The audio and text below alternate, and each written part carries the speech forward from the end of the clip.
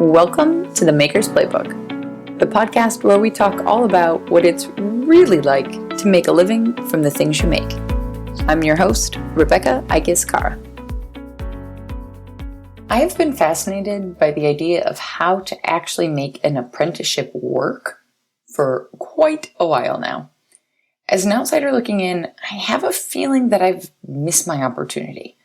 So many apprentices seem to be, this single guy straight out of college with no mortgage and no dog, no ties to keep them from taking this glorious year to explore our beloved craft.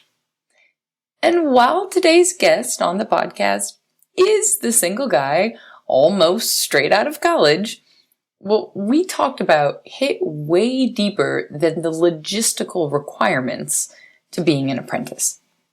I'm going to cut this intro short because I want you to get to the part where Mike talks about his non-negotiable as fast as possible. I hope it stops you in your tracks as much as it did for me. Hey, Mike, welcome to the podcast. Hi, how are you? I am doing well. Thanks for making the time to be here. I'm finally talking to somebody in the same time zone as me. It's so exciting. I was thinking about the text. I was like, wait a minute, was it Central? Or, because I do that all the time. I don't know how many meetings I've missed because they're in Eastern time. Yeah. I'm just like, are you showing up? Well, Yes. And you also used to be in Eastern time and now you're in Central, right? Right. Oh, man. Well, for people who don't know you, give a little 3,000 foot view. Who is Mike? Where are you in the world? How did you wind up talking to me on the podcast? My name is Mike Tavares. I grew up in Pawtucket, Rhode Island. I attended Syracuse University where I found ceramics, just fell in love with it, returned home and continued to make work. Simon kind of found me. I guess we kind of found each other, became his apprentice. And I also started a nonprofit with my best friend, Gerald, and we do work in high schools. That's awesome. And is Gerald still in Rhode Island? No, Gerald, we met at Syracuse. She is currently in Philly, kind of bouncing between Chicago and Philly right now, but in Philly. And and the Simon we're talking about for everybody is Simon Levin, but when did you start that apprenticeship with him? I believe in May we started. Okay, yeah. So you're coming up, we're like approaching the year marker. Just about. Which is kind of fun, actually. I've realized this might line up. I'm going to have to look at the calendar now, but I feel like I just remembered I'm at the year marker with the podcast and Simon was on last summer. So I'm like, oh, this is a cute little nice little circle. Yeah. Feels very full circle, like you said. What did you go to Syracuse for initially? I applied there. So I transferred to a different high school my last 3 semesters. It was a visual and performing arts high school, and they helped me put together an art portfolio. I always drew and painted, sculpted a little bit. And the original idea was to go in and do architecture at Syracuse. But I went in art undecided because I think you needed an architecture portfolio or something, some sort of interest. What high school has an architecture portfolio? I don't remember what it was, but I didn't have it. And so my teacher just advised me, just apply under art. Just, figure it out when you get there. And when I got there, part of the foundations, you got to kind of dip your toes into everything. And I remember walking into the ceramic studio ooh. And Peter Biesecker, the professor there, was throwing these beautiful porcelain bowls. And Peter Smith, a grad student, was throwing this huge pot. I introduced myself, and I remember leaving the studio thinking, Peter Biesecker, and just so I can go home and look him up. And so I can take his class the next semester and all uphill from there. That's amazing. I was in band for all of high school, but outside of that, I took one visual arts class in high school. So tell me a little bit about, to go throw way back into the day, what that transfer and that specialty high school was like. It was something that I didn't know I needed at the time. I think as a kid, I didn't know what I wanted, but I knew what I didn't want. And the high school that I was going to was assigned to me by the district that I was living in. And it wasn't a great high school. I didn't have a good time there. I kind of felt like a goldfish in the ocean and just lost, never cared for anything. And one of my friends noticed my sketchbook by accident and was like, dude, there's this really cool visual and performing arts high school. I'm applying. I think you should come with me. And I thought, yeah, sure, why not? And I went there and it completely changed the way that I thought about school, I thought about art, everything. it was a much smaller class. Like my senior class, graduating class was 34 people. Holy cow. Right. So I got to know everybody, and everybody got to Yeah. know me. That's how many people I had in a classroom. Right. Right. Yeah. It was a really, really sweet experience. And there, Mr. Kane, my art teacher, he brought in another art teacher, Mara O'Day, who specifically would work with seniors and help us figure out putting together a portfolio, help us with our writing, and helping us apply for schools. So she'd ask us to develop a list of what's most important for us when we go to schools. And mine was just money. I didn't have money. And so financial aid was a pretty big deal. And Syracuse is known for offering some pretty decent financial aid at that time. I don't know about now, but we'll avoid the deep dive on the cost of higher education in the U.S. and leave that to somebody else on a completely different podcast. Agreed. That's a whole different subject matter, but that's amazing. Okay, so basically freshman year Syracuse, you found clay effectively. Yes. Freshman year, my second semester. Okay. I did a thing called Summer Start, which is my counselor told me that I should do it. I'd get extra credits, and it would give me an idea of what it's like to go to college, and I really needed that. It was very difficult to just be moved away from my family. I have a very close family. We're always kind of together, and moving away and just being alone was difficult. And so that month of just, roughing it out, figuring myself out was really important. And then, for the second, I think it was towards the end of the second semester, towards the end of the first semester, we were supposed to go around and tour the different studios. That's where I met the professors. And so when you were in school, what was kind of the vision of how this was going to work, right? Like you come out with a BFA, a ceramics degree, and... To be honest, I was not looking down the line. I was just looking down at my shoes. I was like, I'm really, really loving this. Yeah. And this is a perfect time to just figure this thing out. I'm in school. This is what you're here for. Just figure it out. And then you'll just keep figuring it out as you keep going. And that's what I'm still kind of doing. Like, there is no big idea like, I'm going to be a professor at this university. I want to be a big time artist. It's just keep your head down and just keep working hard. Keep trying to network. And I'll figure something out. So how'd you meet Simon then? Simon was passing through Syracuse with the art stream. It was him, Lisa Orr, and Mike Helke. Yep. And they came to do demos. And so I met Simon there first. So now I'm just realizing that there might not be this many years in between. When did you graduate? 2018. Okay. I was like, this is the question you avoid getting asked if it's anything. It always happens to me where everyone's like, wait a second, how old are you? And I'm like, oh, here we go. Right. Okay. So then graduation happens. You move home. What kind of walk us through from graduation to starting the apprenticeship? So when I was getting ready to graduate, a fear started to develop. I'm leaving all these resources, all these mentors, and I'm kind of going back to the place that I left. The reason I left to begin with is just there was nothing there for me. It's something that I didn't want. And so I developed an idea called a non-negotiable. And non-negotiable is something like no matter what, everything is going to revolve around this idea, this centerpiece. And that was to have a studio and to be making work. And so when I went home, I'm looking for studios and they're all crazy expensive. And so I just gutted my parents' basement and turned it into a studio. And I picked up a part-time job. I remember walking in, shaking the boss's hand, like, look, I'm going to do a good job. I'm going to work hard. But my number one priority is my work. And so there are going to be times where I need to go away for 2 weeks, be away for a week. I may need certain days off in the week so I can make work. And he totally understood that. I still am semi-connected to him, Ron, at Laurel Mead. He was really thoughtful and really considerate and allowed me to have that time when I needed it to go to Enciko or to go to clay stepping visits or whatever it was. That's incredible. I mean, especially also, I feel like my brain would assume, okay, you've got to work here for a year or 2 years and prove yourself, and then I can ask for that kind of time. So I love this idea of the non-negotiable. So basically, graduation, everything revolves around this is the thing. Right. I need to be making. I just need to have a studio. And so I was able to maneuver all, not everybody wants to move back in with their parents. I love my family, but it's rough.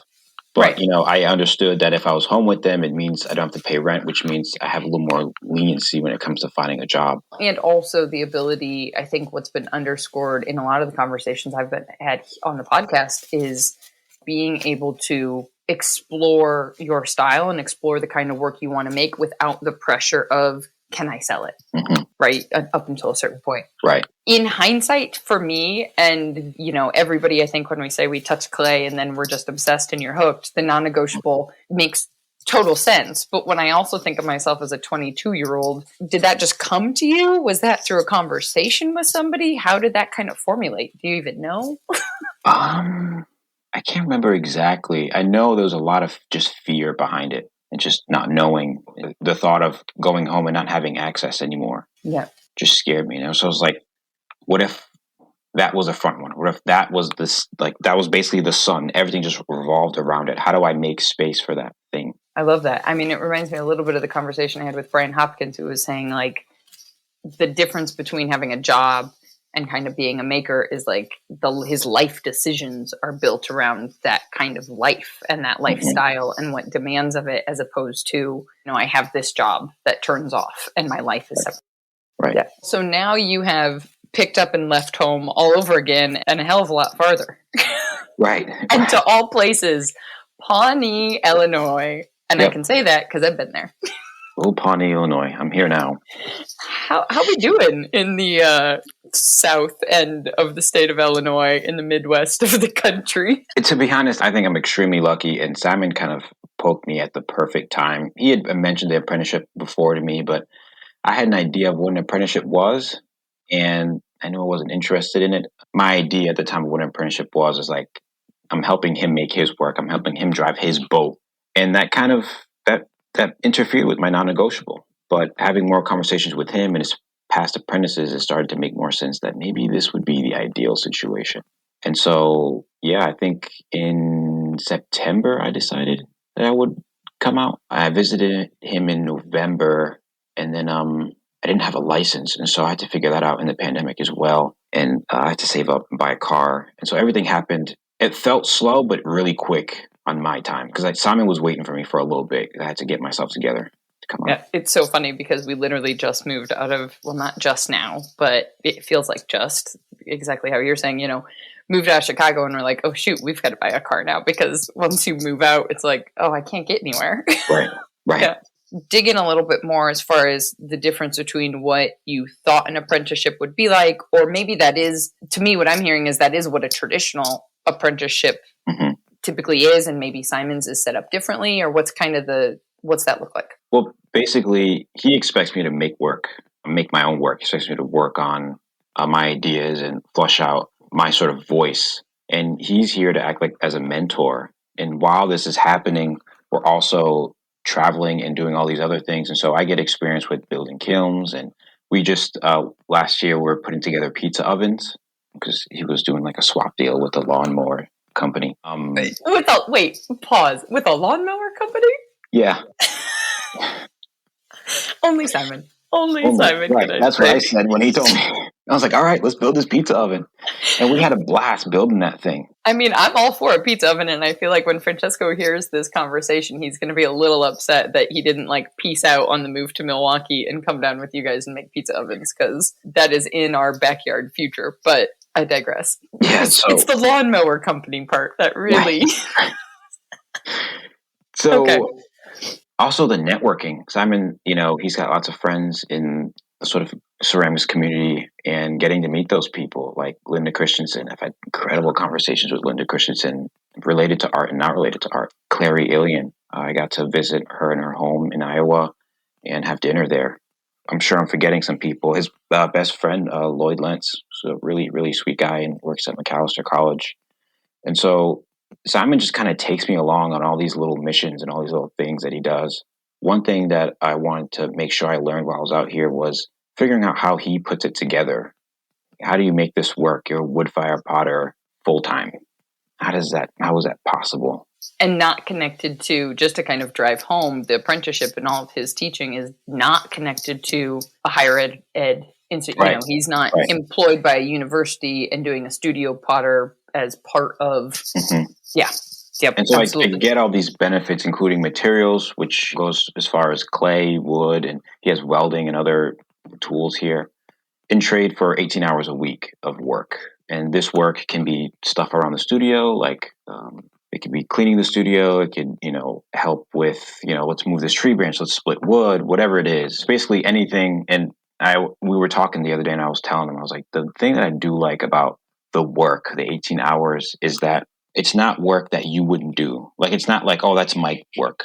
Simon wouldn't do that. He's totally willing to do it, and he'll help me sometimes. But I'm here to help him.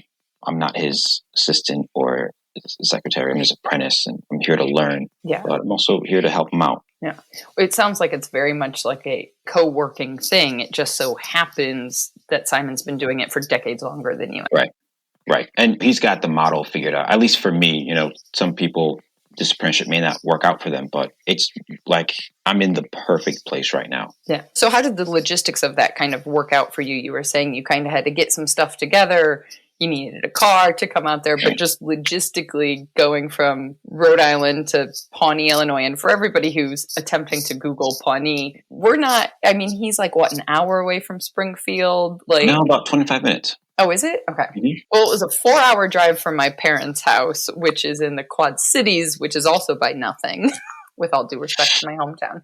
So that's a big move. I mean, just geographically, as far as being kind of disconnected from, it's not like you're a half hour outside of Chicago or something where you can meet a bunch of people and that kind of networking scene. Right.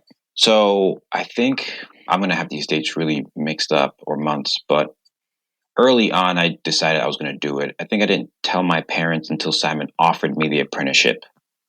And then I let them know, like, I got this really cool opportunity out in Illinois, and I'd like to do it. And so they've asking me all these questions. I'm like, how are you going to do it? How are you going to get there? Because all my life, all I've needed is a bike. Rhode Island is tiny.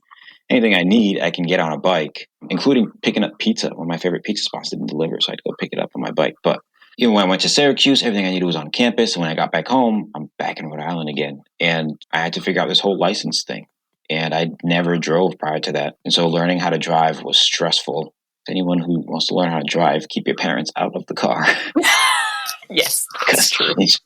I started to learn when I started to drive alone. And my little brother, because he's around, he's like, oh, you're getting your license? I'll get mine too, because we're all, we're in Rhode Island. We don't need a license. So me and him, we became obsessed with finding a really good hot dog. Okay. Like a chili dog. And so we just drive around Rhode Island looking at different spots for good chili dogs. But I saved up enough money to buy a car. I bought it. I sat in our parking lot for a couple months because the title was from Vermont, and it wasn't necessarily a title. It was like a little piece of paper that just said this person owns this car. It wasn't official because Vermont is super loose about their title stuff. Okay. And so I had to go through this whole process of communicating with the DMV, and they're not allowing people to come in. You have to call them, you have to email them, and all this nonsense. And finally I got all the paperwork in order. I even wrote instructions and what information I found on a piece of paper to let them know, like, don't screw this up for me, please. Right.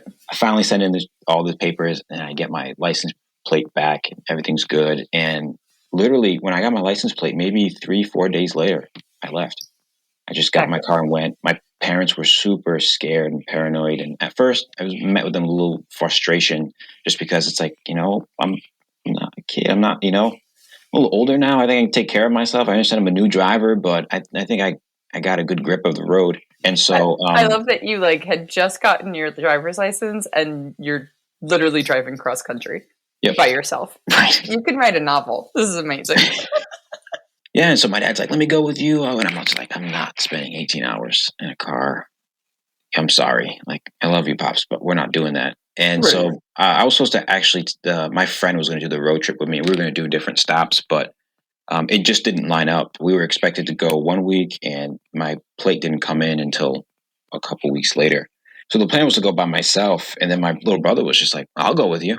I was like, oh, that's perfect. And so we drove up to Syracuse, and I stayed at Peter's house, actually. Peter's family hosted my brother and I. And then I drove to Pittsburgh, and my good friend Saul hosted me there. And then from Pittsburgh, I went straight to Springfield. And I made it a point that I was going to drive the entire time to prove not only to other people, but to myself that I could have done it.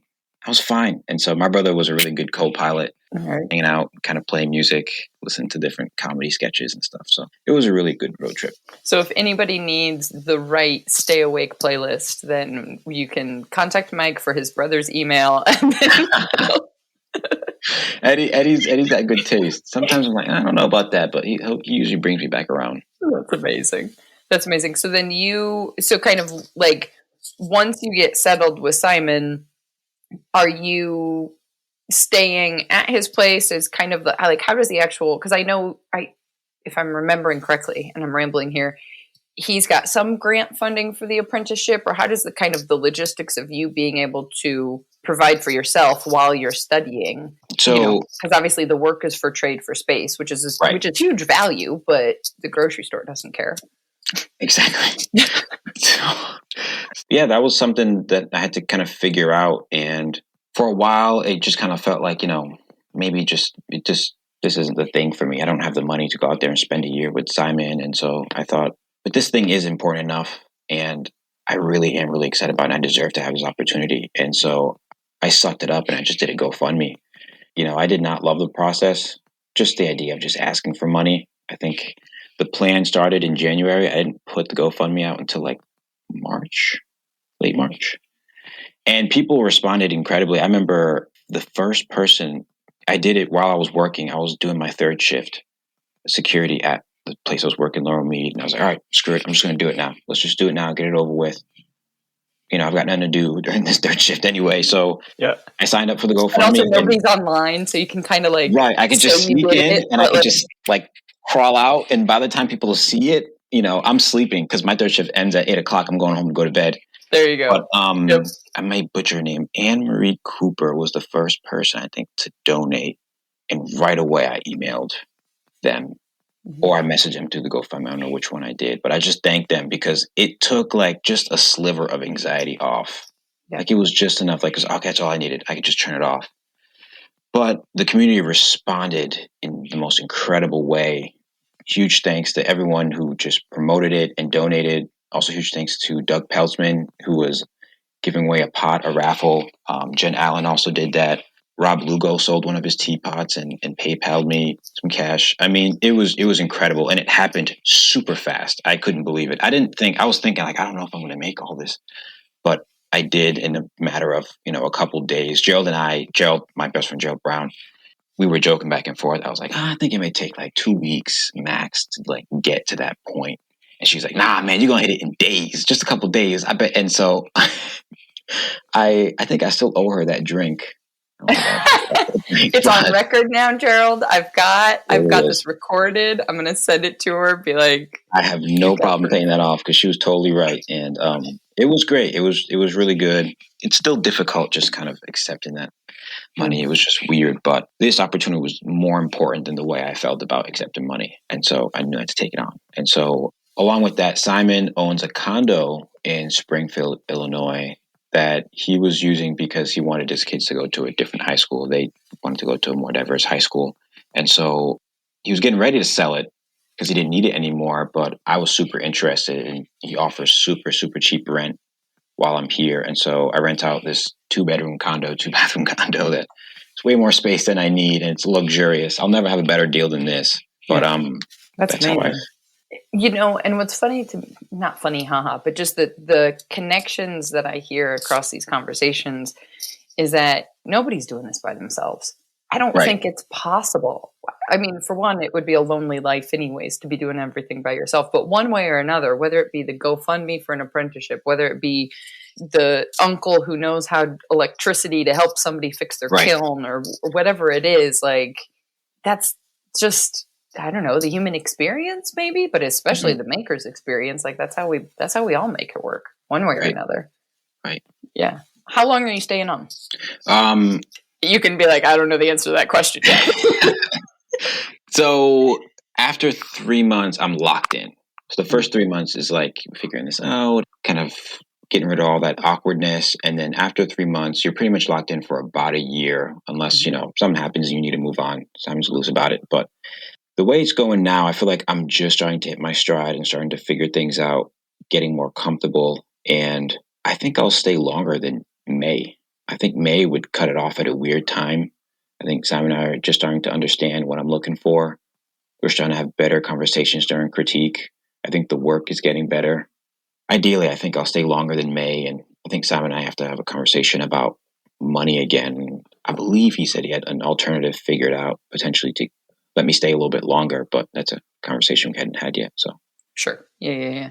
Well, and do you feel like for your work, what's kind of that, I guess, the trajectory? Because I imagine there's going to be a lot of people listening right now, too, who are like, oh my God, to be able to take a year and just deep dive and devote. I mean, was lucky enough to be able to just do about 2.5 months with Sandy Lockwood before COVID hit. And the impact on my beginner skills in that kind of intense learning environment was huge. So do you feel like your work is a continuation of what you were doing, or do you feel like the style has really shifted and there's been kind of this like, oh, I can't formulate a good question because the exploration of somebody's style is still something that I guess maybe all of us struggle with all the time, but no, I get what you're saying. I think I've always been interested in these different aspects in terms of things that I'm working on, but I just never put them together the way I have since I've been here. It was very hard at first. Yeah. Simon is on you all the time. He's just letting you know when, like, okay, this is nonsense. This is nonsense. This is nonsense. Where, like, what are we talking about here? You know, and he really puts you in a corner. I remember I was telling somebody, like, if he was like a boxing trainer, he wouldn't be the trainer to stop the fight and go, look, you left the hole right here. I could have totally uppercutted you and put you down flat. He would just do the uppercut. But it's so good and it's so rewarding because I do see the difference, especially as I'm looking back at work. I've been making these little tools and carving pots out. So I've been throwing the clay super thick and then carving the pot out with these tools that I've been making. And they were really jank at first, really weird. And I think one thing that he wanted me to get away from is the control. And he did that successfully.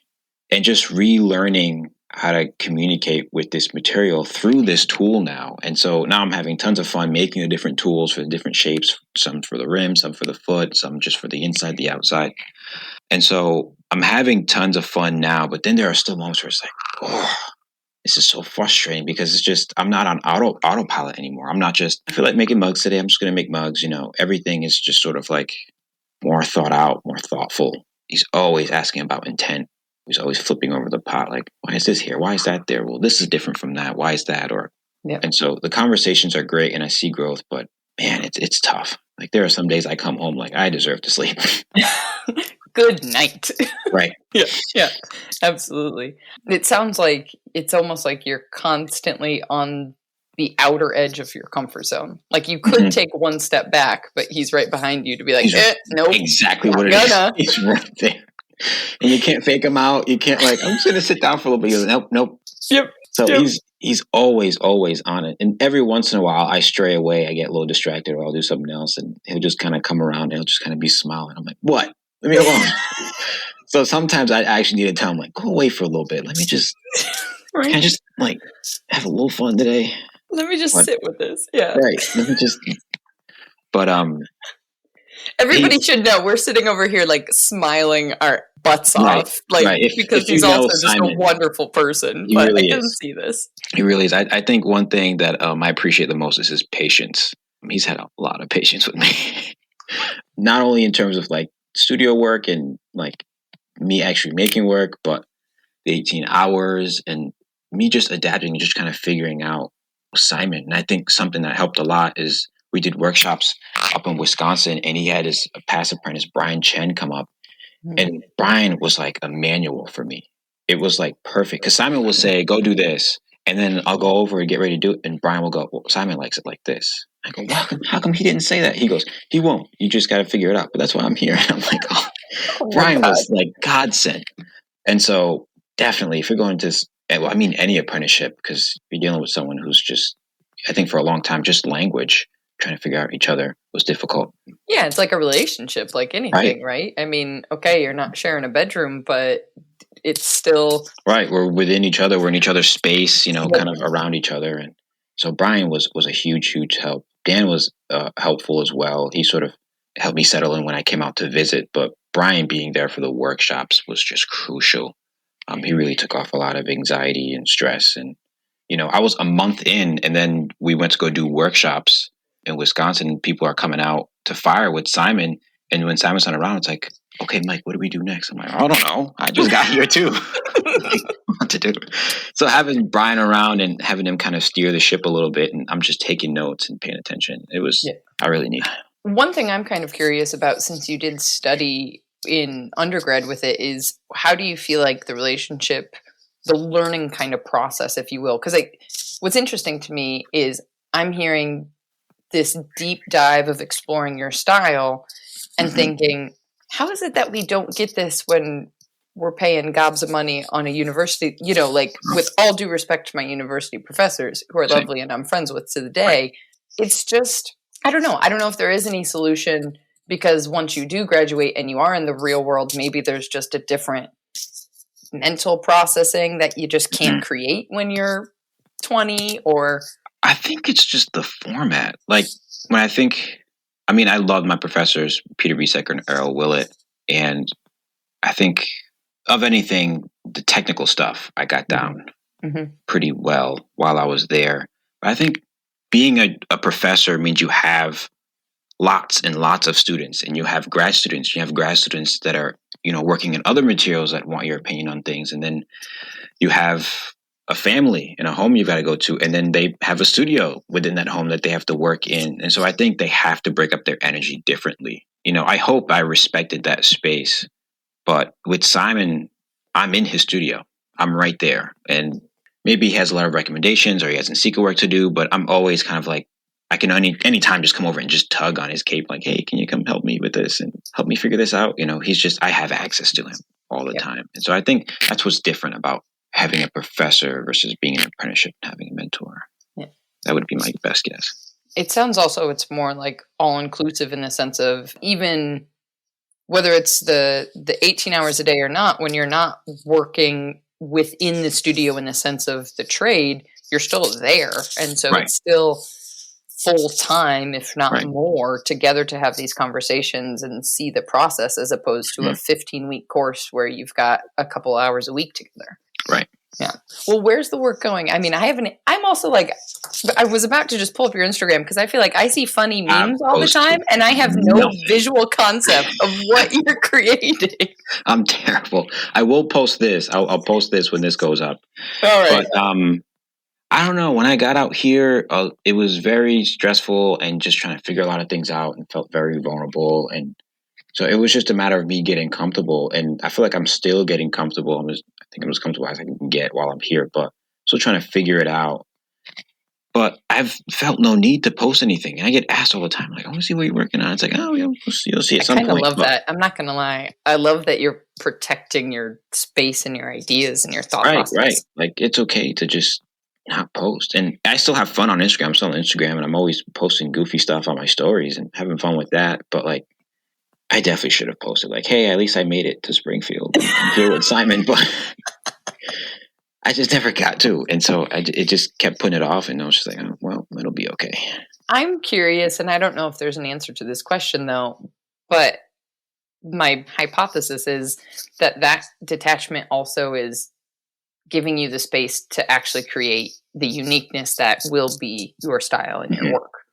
Well, I think when I first started working this way, I just allowed myself, like, you're going to make some ugly pots. Like, some of these things are going to be embarrassing. And some of them still are. I think the past 2 firings, I have like a box just full of shards because I just couldn't look at those pots anymore. It's just like, sheesh, it's so rough.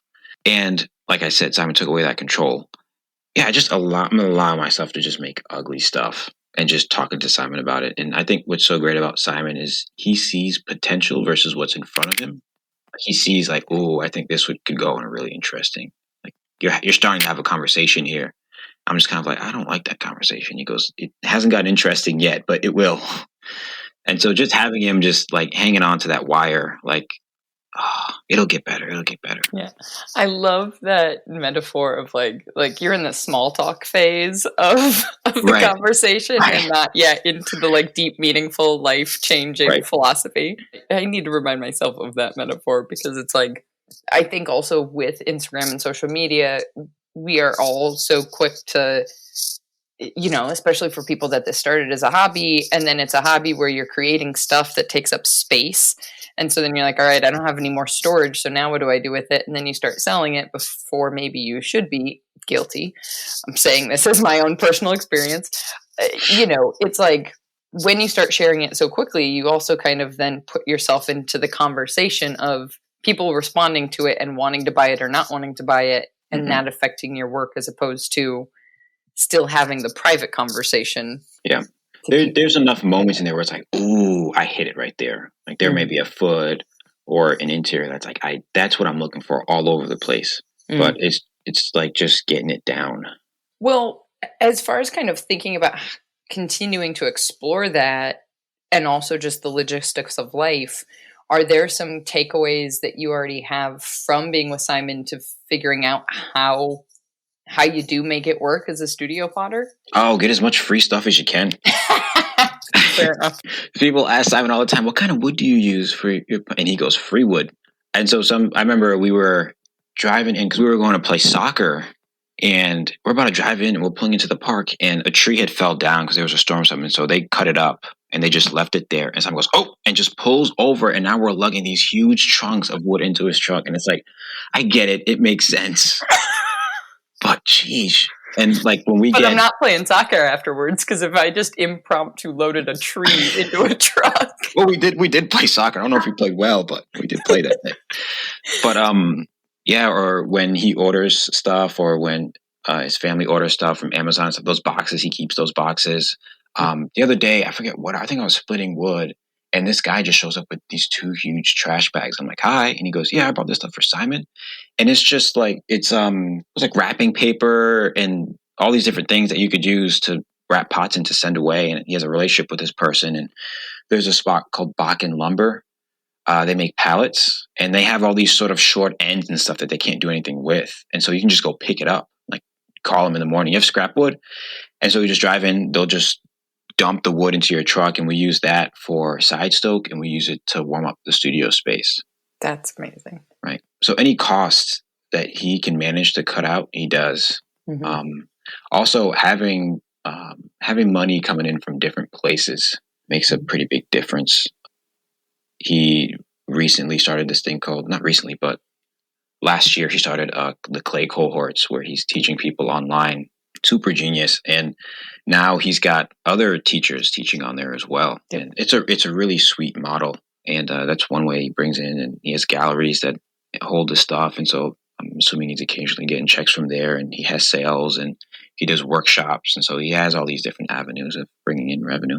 I need to pick his brain about that again on here, because I think what's particularly interesting, and just the thing I want to say out loud to caution people to, is he's managed to do that and not take away from his primary focus as a studio potter. Right. It's a very good point. The thing I fell into when I was trying to diversify income with my photography business was I did that too soon. And I did it in a way that I didn't have the resources to support what I was trying to do. And so then all of a sudden, my time was so segmented that instead of going after one goal and actually achieving something, I'm juggling 12 balls in the air. Right. And if you're doing that, you're never holding one, you know?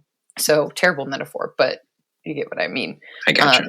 I feel like he has done a good job of like that. All of that diverse revenue still has a through line. It still connects together instead of truly disparate sources, if you will. Right. Yeah. Right.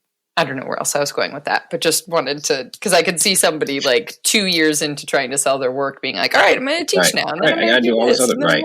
Yeah, he's in the studio every day, and he has some days where he may have more meetings and stuff where he might spend most of his time on the computer, but for the most part, he is spending every day. All right. I feel like at the end of this, we're going to have, you and I are going to have spent most of our time just talking about Simon, which is fair.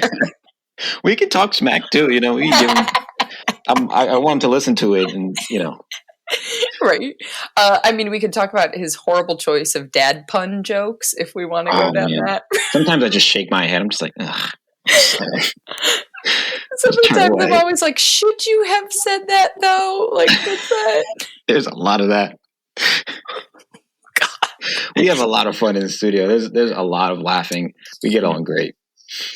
Do you feel like, and again, this is another hypothesis of mine, but I imagine that the way you've been able to grow your work is radically different being around other people and having conversation and having that community support, even if it's just one-on-one, instead of just being in the basement by yourself. Yeah.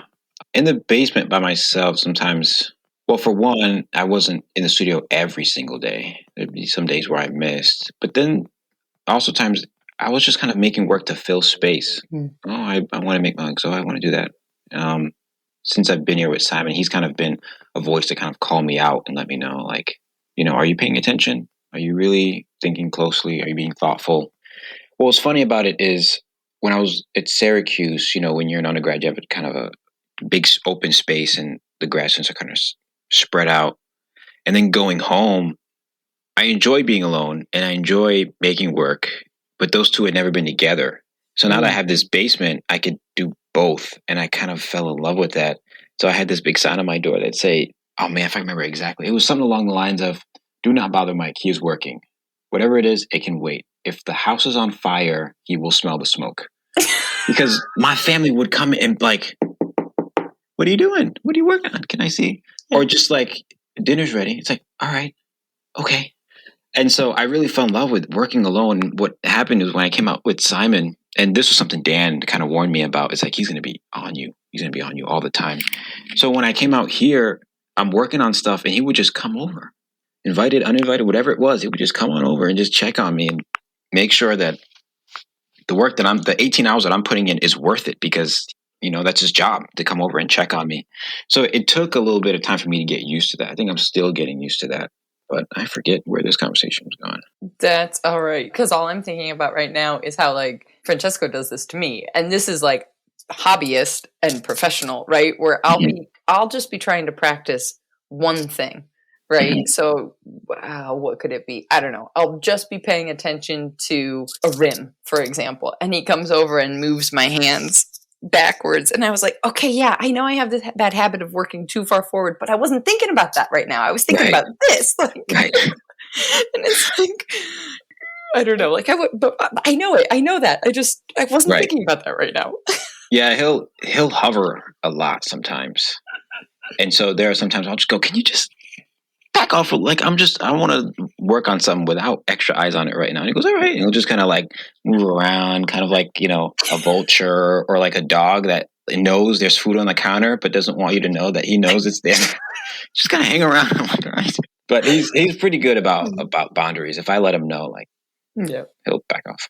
Yeah. Oh my gosh. I love it. I could just picture all of this so much, which isn't helpful to anybody listening, but we're getting sure enjoyment out of it right now. So sorry, everybody.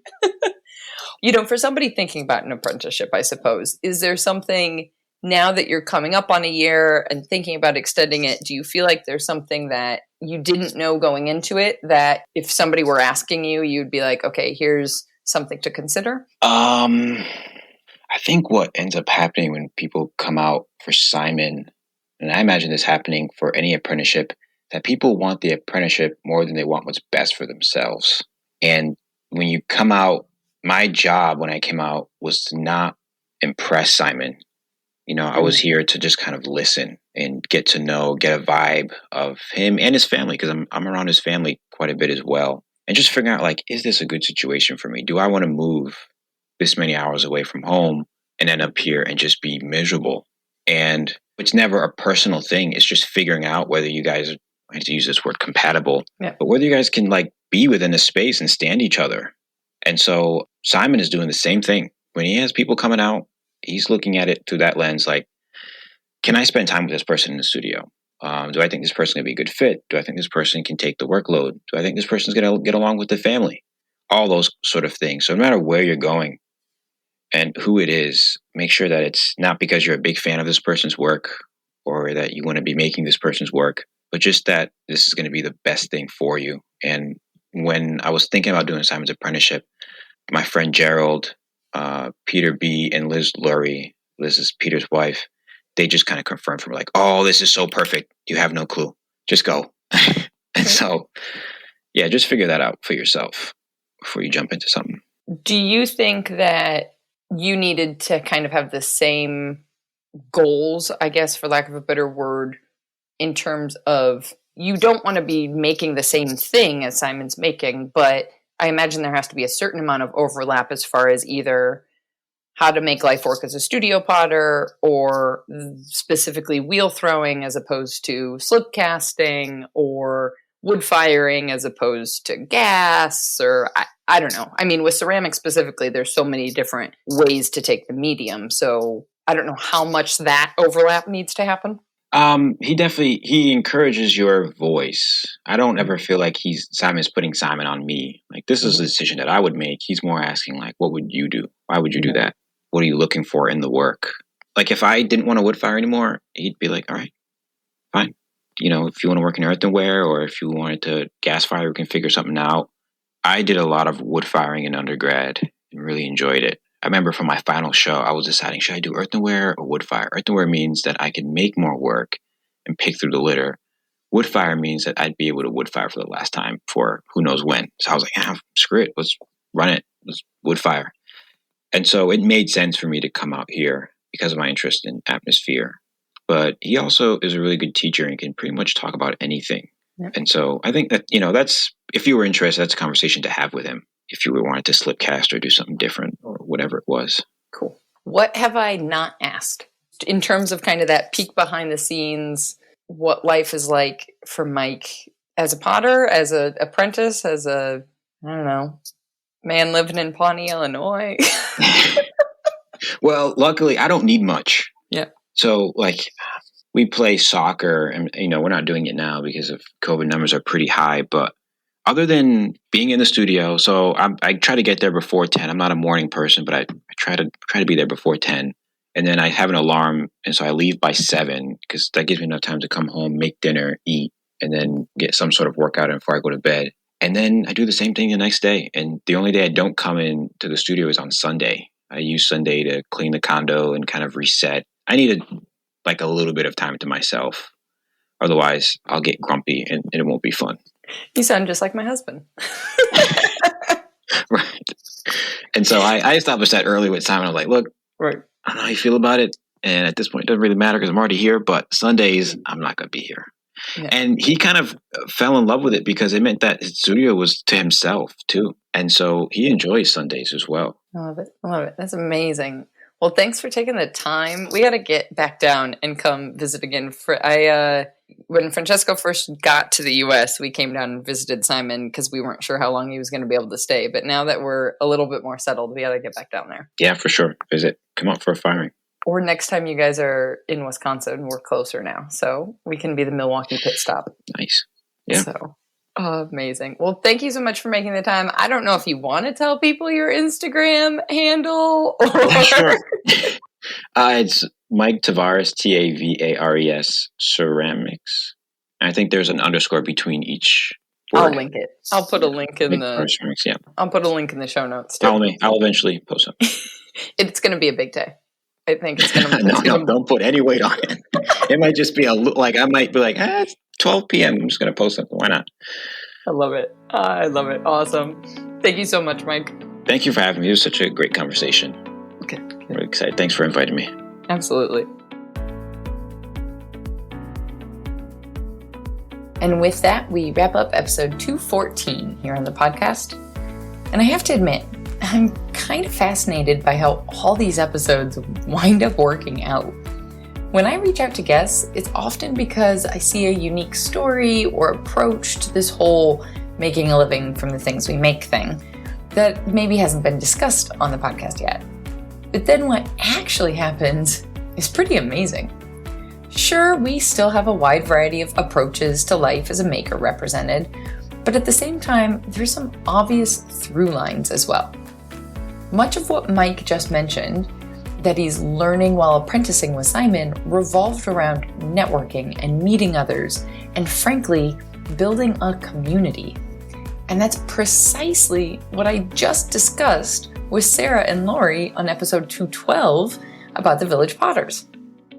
If you would have asked me a month ago when I reached out to everyone whether or not these two interviews would parallel each other, I don't think I would have ever guessed it. So if you're potting away in your quintessential shed, listening to this podcast by yourself, in your basement home studio, know that I am over here on this side of the microphone trying to come up with ways to better connect all of us on the internet. Until I figure that all out, you can hop on over to Instagram and follow me at The Maker's Playbook. Not just to follow me, but hopefully, and more importantly, to connect with other makers, listening to these episodes and thinking about all of these subjects as well. If you've been loving the podcast, the greatest way you can help support us is to subscribe, rate, and review the podcast on whatever app you use to listen. Additionally, while you're hopping on Instagram amidst all of that, grab a screenshot of this episode and share it with your friends. Tag me at The Maker's Playbook and Mike at Mike_Tavares_ceramics so we can be sure to send our thanks. And both of those links will be clickable in the show notes so you don't have to worry about trying to type it out and search and find us. Find all our episode resources at makersplaybook.com/podcast. Okay, and one last housekeeping item, because I know this has been way too many calls to action to keep track of, and any marketing professional listening out there is going to tell me to just stop it, because this doesn't make any sense and nobody's going to do any of it. But if you only do one of these things, next week is our off week.